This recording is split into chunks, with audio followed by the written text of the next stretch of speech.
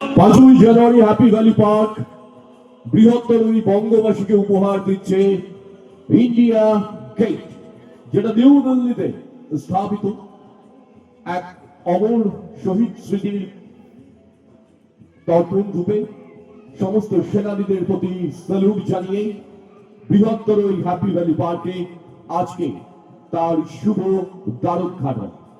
The marvellous আমাদের India gate, ভারতবর্ষের দিল্লির রাজপথে যে ইন্ডিয়া গেট অসংখ্য পর্যটকদের টানে, যারা আমরা দিল্লি যেতে পারি না, আজ হ্যাপি ভ্যালি পার্ক সেই উপহার দিয়েছে আপনাদেরকে। একটা আইকনিক সিম্বল, ইন্ডিয়ার একটা আইকনিক সিম্বল ইন্ডিয়া গেট আপনাদের সকলের জন্য। ইন্ডিয়া গেট আমাদের যতগুলো আইকনিক সিম্বল আছে ভারতবর্ষে, তার মধ্যে অন্যতম।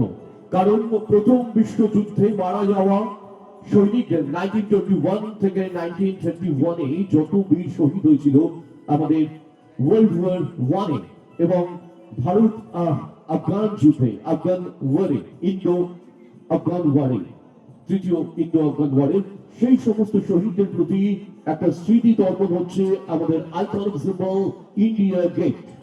এবং তার ঠিক অদূরেই দিল্লির রাজপথে রয়েছে আমাদের জাতীয় বীর, the national hero Netaji Subhash Chandra বসুর প্রতিমূর্তি, তাও এখানে স্থাপিত রয়েছে।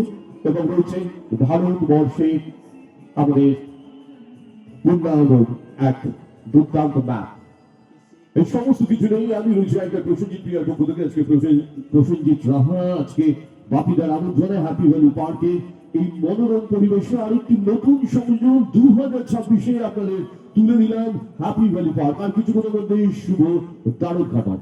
So be with us, be with our channel, and be with the Happy Valley Park.